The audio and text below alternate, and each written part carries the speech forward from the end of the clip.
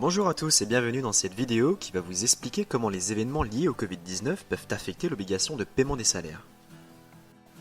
Avant toute chose, il est nécessaire de présenter le concept de la force majeure, un concept juridique issu du Code civil dont tout le monde parle en ce moment. Un cas de force majeure est un événement imprévisible et irrésistible, empêchant ainsi une partie à un contrat d'exécuter ses obligations. Si l'événement est temporaire, l'exécution des obligations sera donc suspendue de manière temporaire, dans l'attente de la disparition de l'événement. Si on cherche donc à appliquer ce mécanisme de force majeure à l'obligation de paiement des salaires de l'employeur, il faut s'intéresser ici à deux cas précisément susceptibles de constituer une telle force majeure.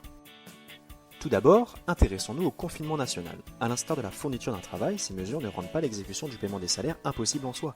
Le confinement n'a donc pas le caractère de force majeure à l'égard de l'obligation de verser les salaires. Concernant les difficultés économiques, la jurisprudence mauricienne a refusé jusqu'à présent en droit du travail d'admettre que ces difficultés pouvaient constituer une force majeure et donc permettre la suspension du versement des salaires.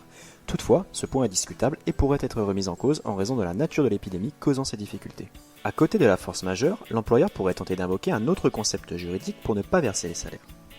L'exception d'une exécution, issue du Code civil, impliquerait que l'employeur puisse ne pas verser son salaire à un employé puisque celui-ci ne vient pas travailler du fait du confinement national. C'est le principe du no work, no pay. Toutefois, et dans ce cas précis, l'employeur ne pourra pas utiliser l'exception d'une exécution, notamment du fait de la section 32.1 du Workers' Rights Act.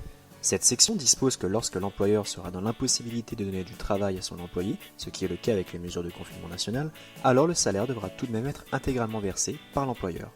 Malgré tout, et en alternative, l'employeur pourra toujours proposer d'un commun accord des congés sans solde à l'employé ou bien demander au ministère du Travail une autorisation de réduction des salaires proportionnelle à une réduction du temps de travail.